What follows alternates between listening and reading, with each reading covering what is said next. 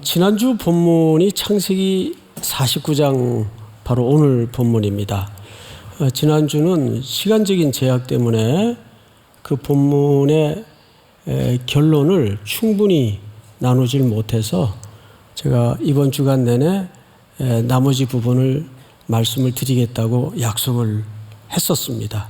그래서 오늘은 창세기 49장 22절 이번 특세 주제이기도 한데 이 가지가 담장을 넘었다는 말이 어떤 의미일까? 특별히 성경 전체에서 우리가 생각을 해보도록 하죠. 성경을 다 열면 좋겠습니다. 여러분, 창세기 49장은 야곱의 축복장이라고도 잘 알려져 있습니다. 그래서 야곱이 이제 하나님 앞에 설 시간이 가까이 왔다는 걸 직감하고 아들들을 다 불러요. 그리고 한 아들 한 아들씩 복을 비는데 이상하게도 첫 번째 루벤, 시므온 그리고 레위까지는 이걸 우리가 축복이라고 할 수가 없어요. 우리 6절서부터 제가 좀 읽어드릴게요. 특별히 루벤은 우리가 지나가고 루벤에 빌었던 축복도 썩 축복 같질 않습니다. 이왕 성경을 편 김에 2절서부터 읽읍시다. 2절. 너희는 모여들으라 야곱의 아들들아 너희 아버지 이스라엘에게 들을지어다. 루벤아 너는 내 장자요 내 능력이요 내 기력의 시작이라. 위풍이 월등하고 권능이 탁월하다마는 4절 다같이 시작. 물에 끓음 같았은즉 너는 탁월하지 못하리니 내가 아버지의 침상에 올라 더럽혔음이로다. 그가 내 침상에 올랐었도다. 그의 서모와 동침한 아버지의 그 후처와 동침한 내용을 야곱이 이렇게 설명하는 겁니다. 5절을 보시면 이제 시므온과 레위에 대해서 이 둘은 형제죠. 그들의 칼은 폭력의 도구로다. 내 호나 그들의 모의에 상관하지 말지어다. 내 영광아 그들의 집회에 참여하지 말지어다. 그들이 그들의 분노대로 사람을 죽이고 그들의 혈기대로 소의 발목 힘줄을 끊었음이로다. 우리 7절 같이 읽을까요? 시작. 그 노여움이 혹독하니 저주를 받을 것이요 분기가 맹렬하니 저주를 받을 것이라. 내가 그들을 야곱 중에서 나누며 이스라엘 중에서 흩으리로다. 예, 여기까지가 앞에 첫 번째 그룹이에요. 루벤도 그랬고 시므온도 그렇고 또 그 형제인 레위도 이걸 축복이라고 할 수 없어요. 그러면 우리는 이런 성경을 읽으면서 이렇게 생각을 먹기가 쉽습니다. 난 이런 인생은 안 살아야 되겠다. 이왕이면 요셉 같은 인생, 요셉이 누렸던 영광, 그 복을 누리는 인생으로 살아야 되겠다. 근데 창세기 49장은 각자의 인생에 대해서 아버지 야곱이 복을 빌었지만 이것은 사실은 한 인간의 이야기입니다. 우리의 과거는 루벤이었고 시므이였고 레위 같은 존재였어요. 그런 쇳덩어리, 불순종의 존재들을 하나님께서 유다의 역할을 통해서 요셉의 일생을 간섭하셨던 하나님의 경영을 통해서 하나님이 복으로 바꾸신다는 겁니다. 그러니까 이것은 우리가 선택할 문제가 아니라 루벤 속에 우리의 쇳덩어리가 있고 시므이 속에 우리의 악이 있고 레위 속에 우리의 분노가 있고 우린 그리스도 안에서도 그런 조각조각의 그림을 아직 안고 살아요. 그래서 8절을 보시면 유다야 너는 네 형제의 찬송이 될지라. 하나님께서 유다의 맡은 역할을 통해서 유다 지파를 통해 예수 그리스도를 보내시어 유다가 찬송이 되었던 것처럼 자기 백성들을 찬송케 만드시겠다는 언약을 이 속에 담는 겁니다.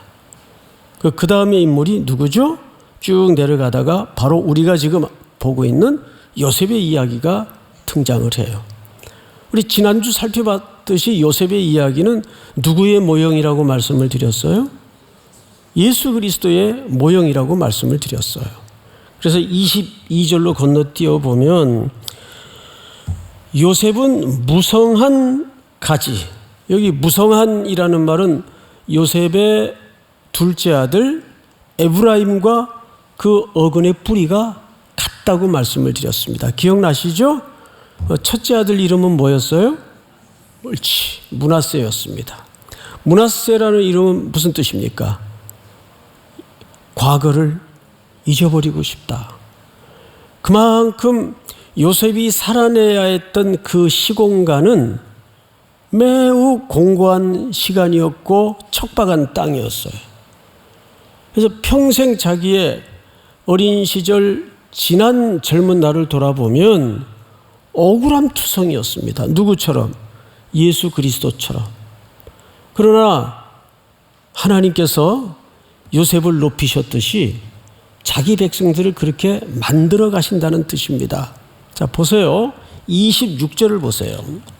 창세기 49장 26절. 한번 같이 읽죠. 시작. 내 아버지의 축복이 내 선조의 축복보다 나아서 영원한 산이 한 없음같이 이 축복이 요셉의 머리로 돌아오며 그 형제 중 뛰어난 자의 정수리로 돌아오리로다. 이제 이 본문도 이제 다른 날 다루겠습니다마는 28절로 건너가서 제가 읽겠습니다. 이들은 이스라엘의 12지파라. 이제 12 아들들에 대한 축복들이 다 끝났는데 이와 같이 그들의 아버지가 그들에게 말하고 그들에게 뭐 하였으니? 예. 근데 분명 앞에 첫 번째 그룹은 누가 봐도 그건 축복이 아니에요. 그렇죠? 자, 축복하였으니 곧 그들 각 사람의 멋대로, 여기 분량이라는 말은 베라카라는 말인데 이 말은 무슨 뜻인가 하면 자기의 역할, 이런 의미예요. 그러니까 야곱의 12 아들들은 각각 맡은 그림이 있어요. 뭐에 대한? 한 인간에 대한. 이거는 또 다른 누구의 별개의 이야기가 아니라는 얘기예요. 송태근이라는 인성 속에, 인간 속에 이 12 아들들의 그림들이 다 겹쳐져 있다는 거죠. 믿습니까? 결국 각 사람의 분량대로 축복하였더라라는 말은 무슨 뜻일까요? 결국 이 모든 야곱에 빌었던 저주까지도 포함해서 예수 그리스도의 모형인 요셉을 통해 하나님께서 뭘로 바꾸신다는 언약일까요? 축복으로 바꾸신다는 언약이에요. 칼을 빼어들어서 피 흘림의 복수에 급급했던 레위를 출애굽기 건너가서 보면 그들이 하나님 앞에 불순종했던 이스라엘 백성들을 처단하는 하나님의 도구로 쓰일 뿐만 아니라 훗날 레위는 뭐가 됩니까? 레위 지파가 돼요. 그리고 그들은 전부 하나님의 언약대로 12지파에 골고루 흩어져서 하나님께 백성들의 죄를 대속하는 제사에 쓰임받는 제사장의 지파로 쓰여집니다. 이것이 하나님의 저주 같아 보이지만 그 저주마저도 예수 그리스도의 피 흘림의 공로를 통해서 복으로 바꾸어 주시는 하나님의 역설이고 역사입니다. 믿으십니까? 자, 그런 관점에서 우리가 야곱의 축복이 전체 그림이 성경에서 어떤 의미를 갖는가를 기초로 오늘 본문을 다시 좀 보도록 하겠습니다. 자, 우선 22절을 보시면 이렇게 되어 있어요. 22절. 요셉은 무성한 가지 곧 무슨 곁에? 샘 곁에 그랬습니다. 자, 여러분,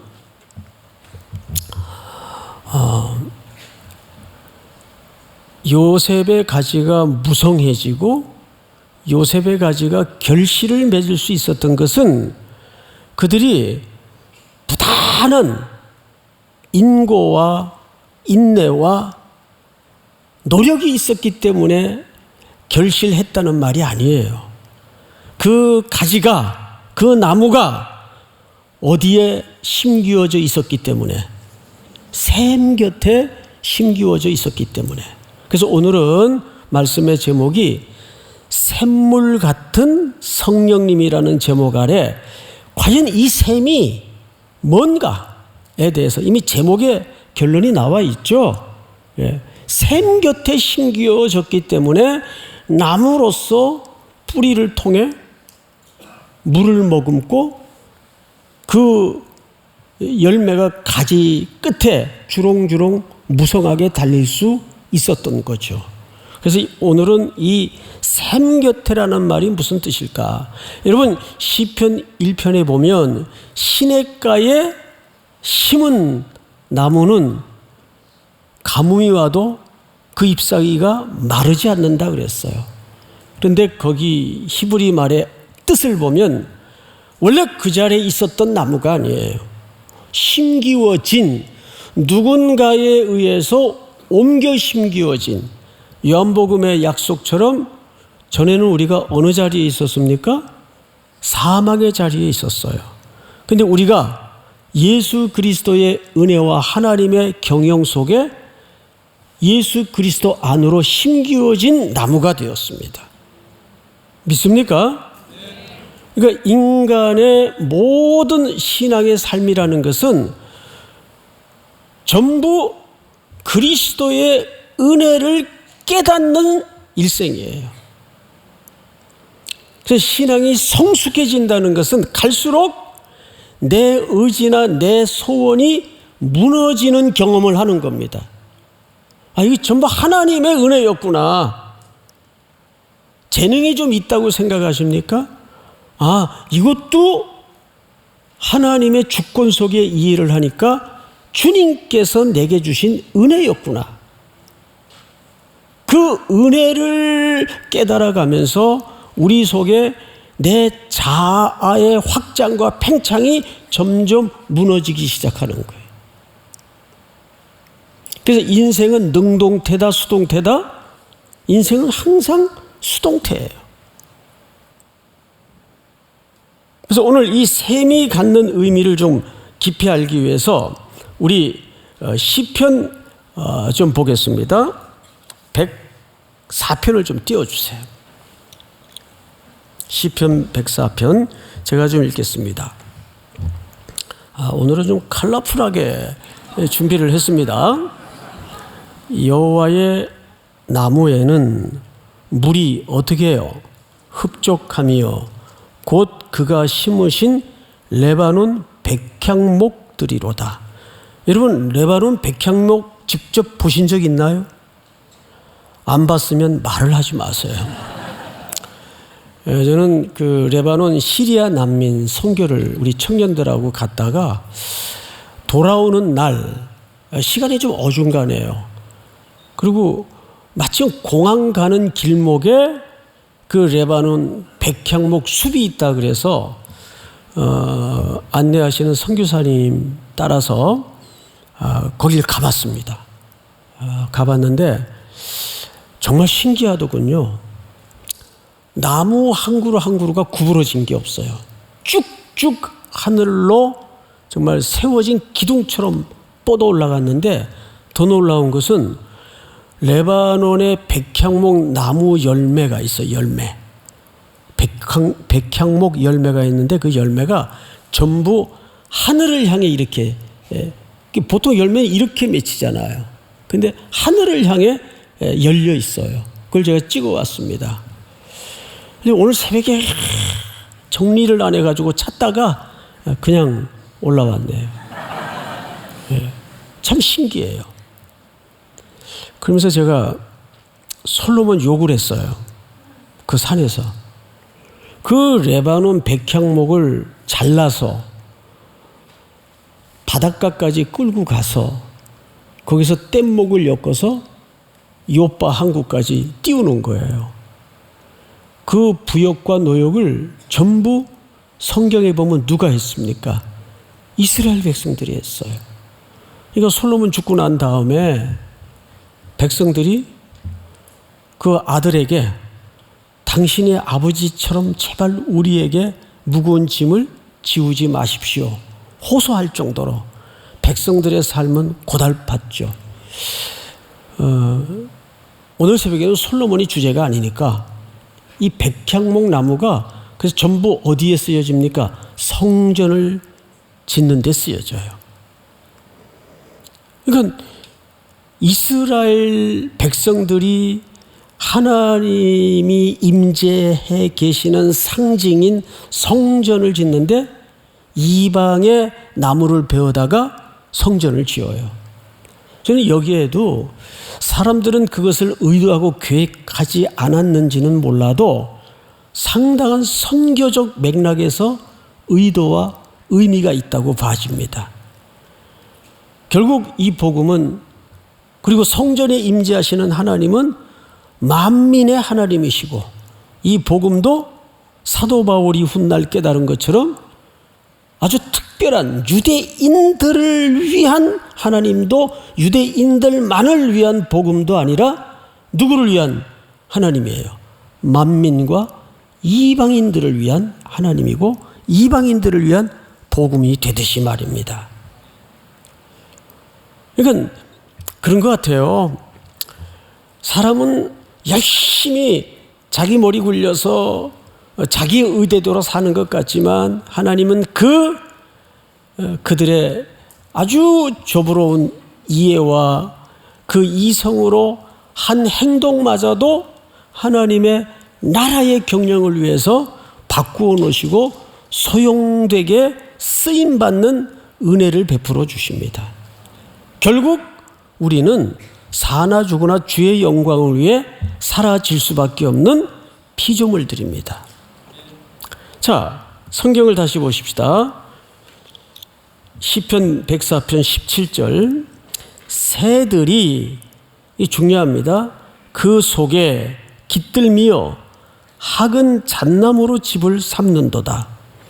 그러니까 우리가 하나님의 나무가 되어서 담장을 넘어 뻗어가야 되는 중요한 이유가 오늘 이 시편 속에 오롯이 담아져 있습니다. 17절에 뭐라 그랬어요? 그 나무가 뻗는 것 자체가 목적이 아니라는 말이에요.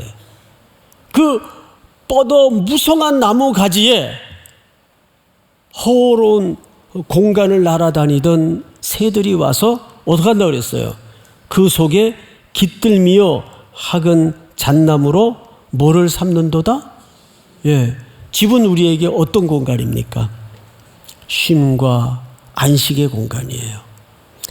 여러분 창세기 1장에 보면 1장 3절서부터 창조의 이야기가 시작이 돼요. 첫째 날, 둘째 날, 셋째 날, 넷째 날, 다섯째 날, 며칠까지 세상을 창조하셨습니까? 6일까지 세상을 창조하셨어요. 근데 이 창조 전에 이 우주라는 공간은 어떤 상태였습니까? 혼돈, 공허, 흑암이었습니다. 하나님의 손길이 세상을 만들기 전에 원색적인 우주의 상태는 혼돈과 공허와 흑암이었어요. 그런데 사실 하나님 없는 세상은 지금 꼭 그와 같은 상태입니다. 혼돈스럽고 공허하고 캄캄함이 임해 있는 땅이에요. 하나님이 거기서 6일 동안 세상을 만드셨어요. 그리고 2장으로 넘어가서 놀랍게도 마지막 7째 날에는 하나님이 뭘 만드셨습니까? 안식을 제정하셨습니다. 7째 날. 안식이라는 것은 쉼의 개념보다 훨씬 높은 개념이에요. 우리는 안식을 단순히 쉼의 개념으로만 이해를 하는데 안식이라는 것은 두 가지 선언이 그 속에 담아져 있어요. 하나님의 창조가 더 이상 손댈 일 없이 완전했다라는 선포와 동시에 누림이라는 의미가 있습니다. 새들이 이 나무에 와서 쉼만 얻는 게 아니라 집을 짓고 거기에서 누려요. 그러니까 창조의 원래 복 속에는 그런 하나님의 누림의 복이 담아져 있습니다. 근데 세상에 타락이 들어오죠.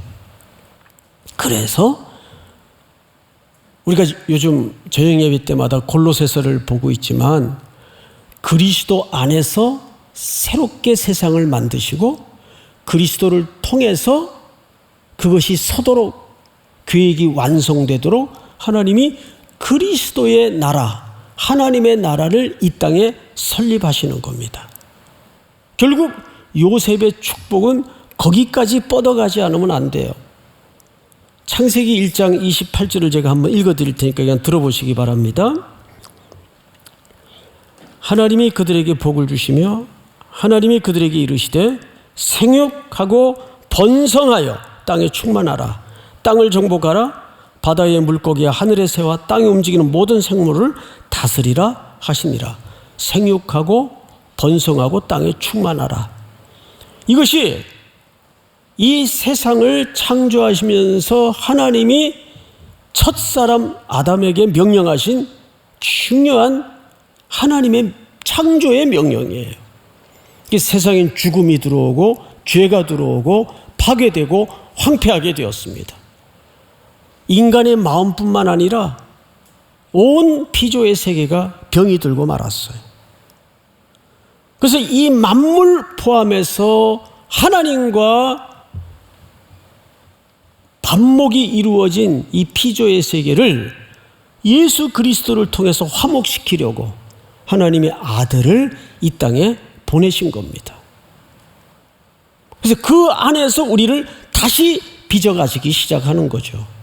그것이 오늘 요셉의 복까지 흘러서 그 일관된 하나님의 인생과 피조 세계를 향한 경영을 멈추지 않는 거예요.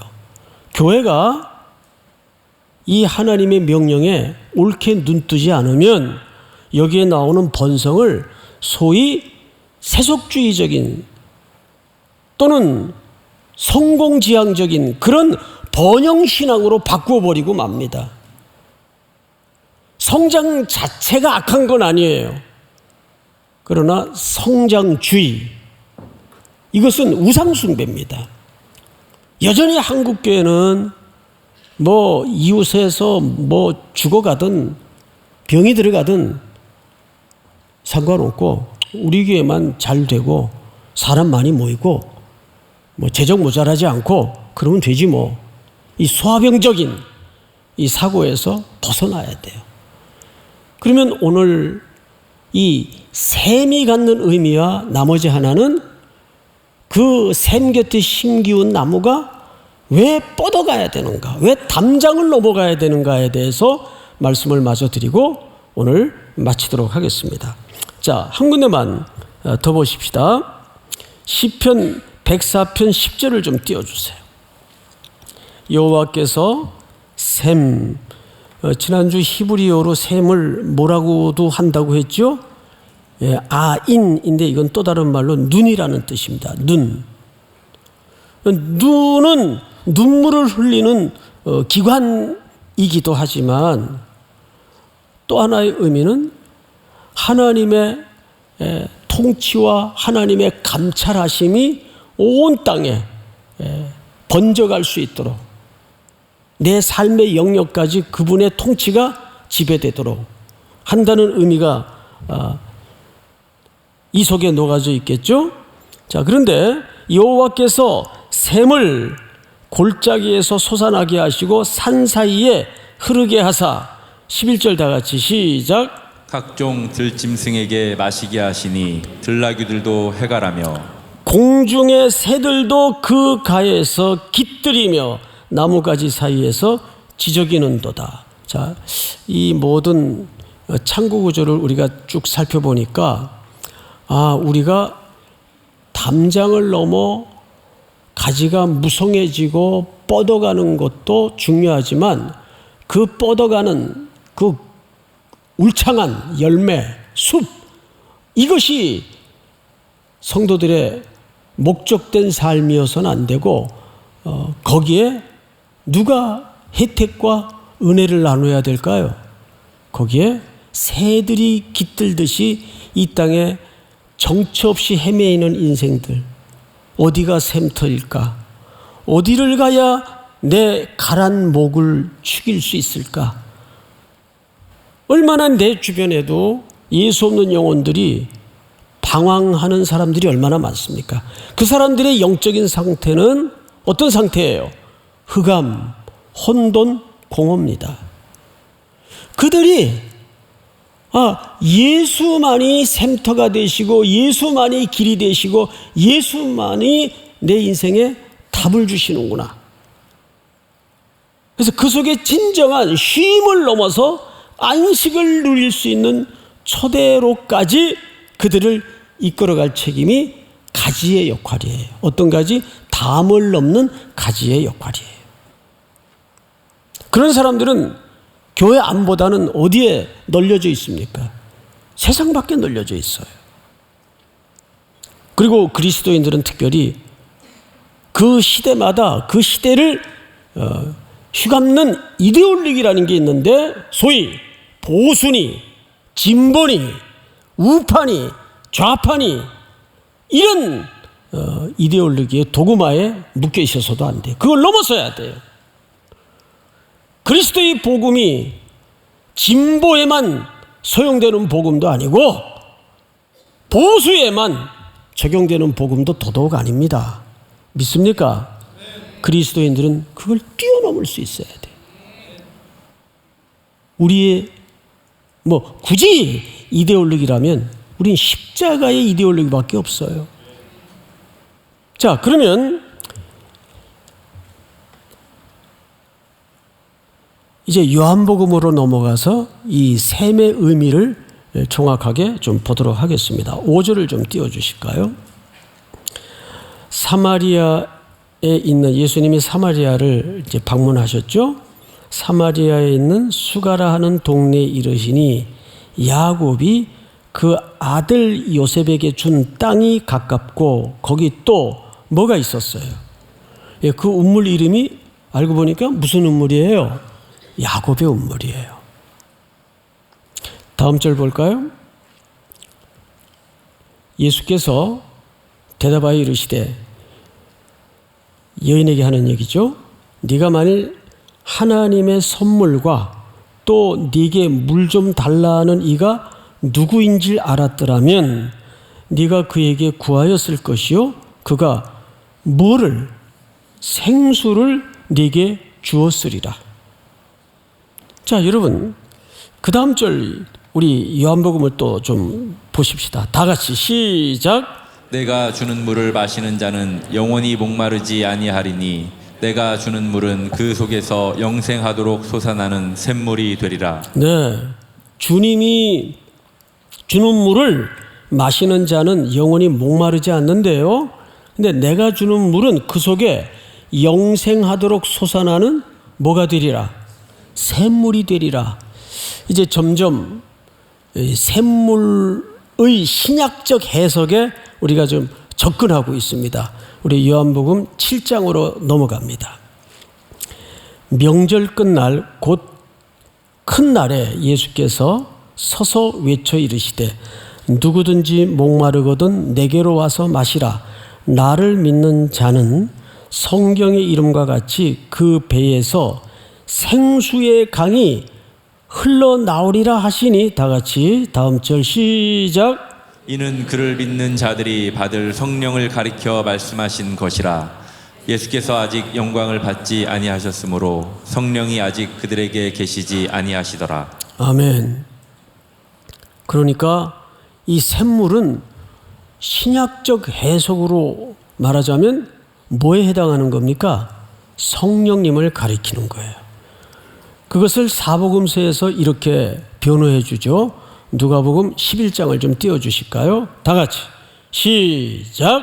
너희가 악할지라도 좋은 것을 자식에게 줄 알거든 하물며 너희 하늘 아버지께서는 구하는 자에게 성령을 주시지 않겠느냐 하시니라. 아멘.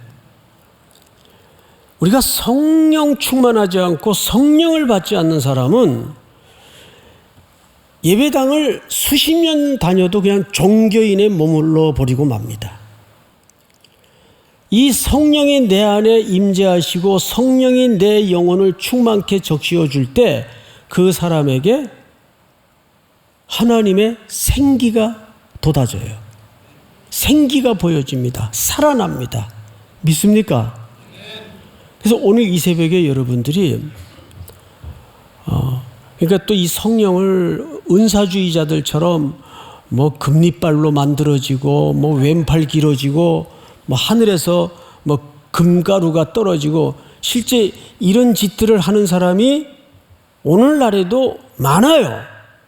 그런 은사를 단순히 구하는 차원에서 성령을 구하라는 말이 아니에요.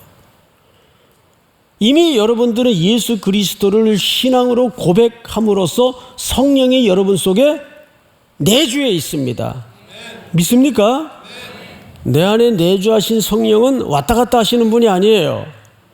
한 번 내주하신 성령님은 나와 영원히 동행하시는데, 여기 흘러넘치리라는 말은 성령의 충만한 역사를 얘기해요. 믿습니까? 오늘 이 아침에 여러분들이 말씀을 듣고 패한 후에 첫 번째 기도할 때 그 샘터에서 솟아나는 그 샘물, 신약에서 뭐라고 해석해줘요? 성령으로 해석해줘요. 우리 7장을 다시 한번 볼까요? 마지막 절에 39절 이렇게 되어 있습니다. 이는 그를 믿는 자들이 받을 성령을 가리켜 말씀하신 것이라. 믿습니까? 예수님께서도 내가 아버지께로 가야 이 성령이 오신다고 말씀해 주셨습니다. 그러니까 이 성령은 하나님이 보내신 것임과 동시에 예수 그리스도께서 보내신 성령님이에요. 그래서 성령님은 오셔서 첫 번째 역할이 뭐냐 하면 예수 그리스도가 어떤 분인가를 우리 속에 생각나게 하시고 깨닫게 하시는 영이십니다. 자기를 증명하고 자기를 드러내는 영이 아니에요. 예수님은 이런 분이고 예수님은 이런 사랑을 가지셨고 이런 계획을 가지셨고, 말씀을 통해서 성령님이 예수 그리스도에 대해서, 하나님에 대해서 아주 자세하게 친절하게 가르쳐 주시고 안내해 주십니다. 우리가 그분이 어떤 분인 걸 알 때 혹독한 고난의 땅 속에서도, 거친 환경 속에서도 결코 흔들리지 않을 수 있는 거예요.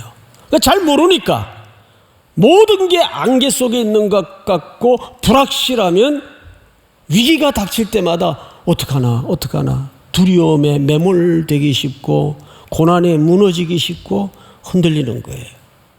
그런데 하나님이, 예수 그리스도가, 성령님이, 삼위 하나님이 내게 어떤 분인가를 정확히 우리가 알면, 그래서 믿음이란 뭐라 그랬어요? 예수 그리스도를 아는 거라 그랬어요. 믿음의 정의는 자기 확신이 아니에요. 내가 믿습니다. 이런 거 골백 번 한다고 믿어지는 게 아니에요. 지가 안 믿어지니까 자꾸 그렇게 시키는 거예요. 진짜 믿음이라는 것은 그리스도가 나를 위해 십자가에 어떤 죽음을 죽으셨고, 사도 바울도 예수 그리스도를 만나기 전까지는 자기 열심에 휘둘려서 열심히 하나님을 위한다고 했지만 회방자였고 방해자였어요.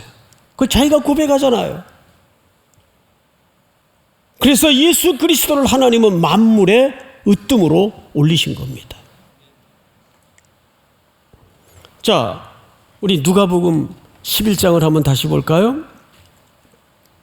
너희가 악할지라도 좋은 것을 자식에게 줄 줄 알거든 하물며 너희 하늘 아버지께서 구하는 자에게 다시 뭘 주지 않겠느냐? 성령을 주시지 않겠느냐? 하나님께서 우리에게 주시는 최고의 선물은 성령님이에요. 이거는 세계 명문대 들어가는 것보다 더 큰 은혜고 복입니다. 성령 받고 명문대 들어가면 뭐 그것도 좋죠. 뭐 그러지 말라는 얘기가 아니에요. 그런데 성령을 받고 성령 충만한 인생보다 더 귀한 인생은 없어요. 자, 이제 거의 다 왔어요. 그러면 이 성령을 통해서 뭐 어떡하라는 얘기냐? 우리 요한복음으로 넘어갑니다. 안식 후 첫날이죠. 예수께서 또 이르시되 너희에게 평강이 있을지어다. 아버지께서 나를 보내신 것 같이 나도 너희를 보내노라. 이 말씀을 하시고 그들을 향하여 숨을 내쉬며 이르시되, 이 숨을 내쉰다는 말은 재창조의 시작이에요. 하나님께서 아담을 만드실 때 그 코에 후 하고 생기를 불어넣으셨죠. 그러자 진흙덩어리가 생명이 된지라 산 사람이 됐어요. 근데 그 아담은 죽음이 찾아와요.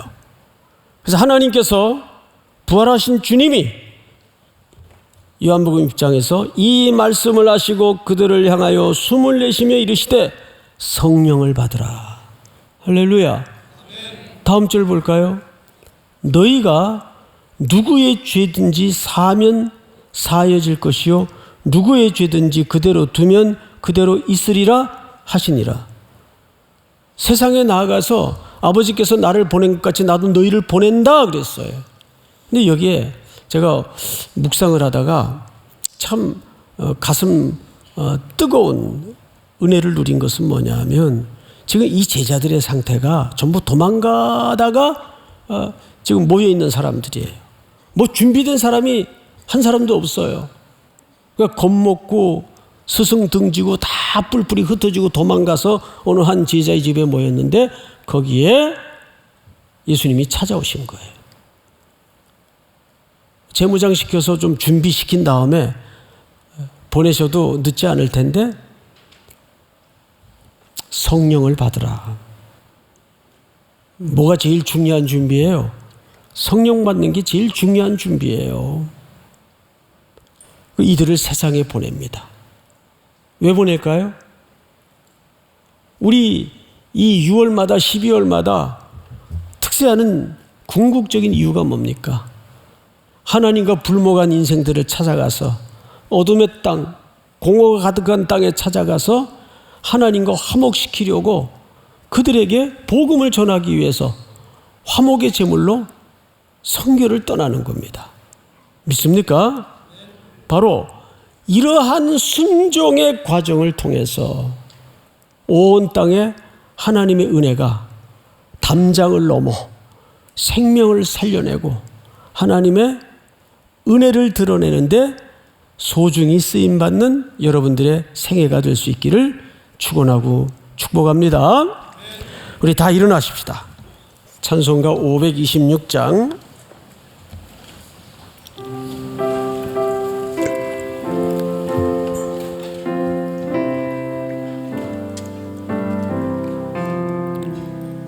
목마른 자들아 다 이리 오라 이곳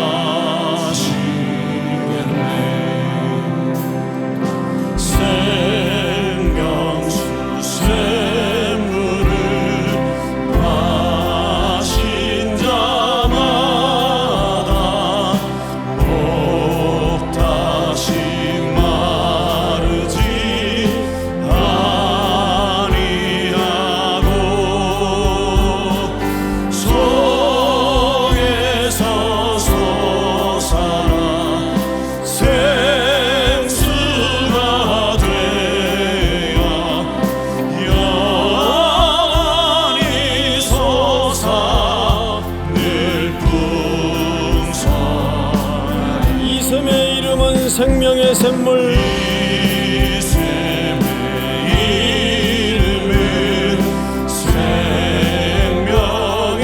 샘물 저수장빛같이 늘 막도다 어린 양 보좌가 그러이 되야 생명수 샘이 늘 우리 3절만 다시 합니다. 생명수 샘물을 마신 자마다 목 다시 마르지 아니하고 다시 마르지 아니하고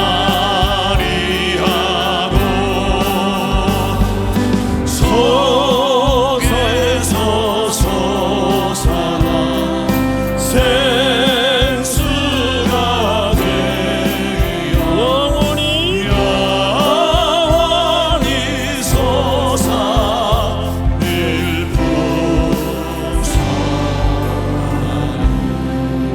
우리 한번 서신 채로 기도합시다. 나누어드린 기도 수첩에 보면 오늘 기도 제목이 유년 일부 학생들을 위한 제목이 있을 겁니다.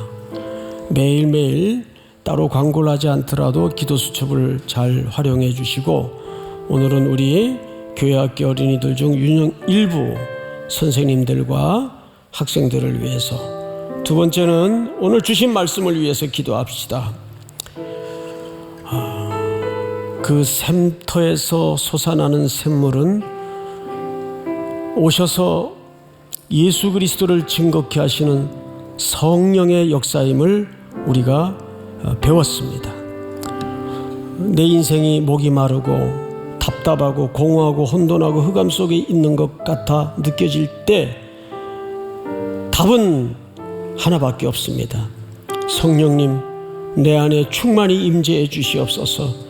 내 눈을 열어주시고 내 답답한 마음속에 예수로 답을 찾게 하시고, 성령님께서 내 마음을 감동하시고 감화시켜 주시고, 말씀을 읽을 때 하나님의 은혜를 보게 하시고 예수님의 구속의 사랑을 보게 하여 주시옵소서. 성령 충만케 하여 주시옵소서. 또 남은 새벽 은혜를 위해서 우리 한번 주여 부른 다음에 기도하시다가 개인적으로 마무리하고 정리하시기 바랍니다. 주여! 사랑하시는 하나님 아버지, 감사합니다.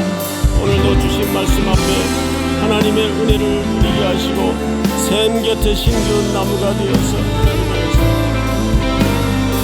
하나님 아버지 감사합니다. 주여, 성령을 우리에게 충만히 부어 주시옵소서. 성령의 능력으로 우리가 감당하기를 원합니다. 살아가기를 원합니다.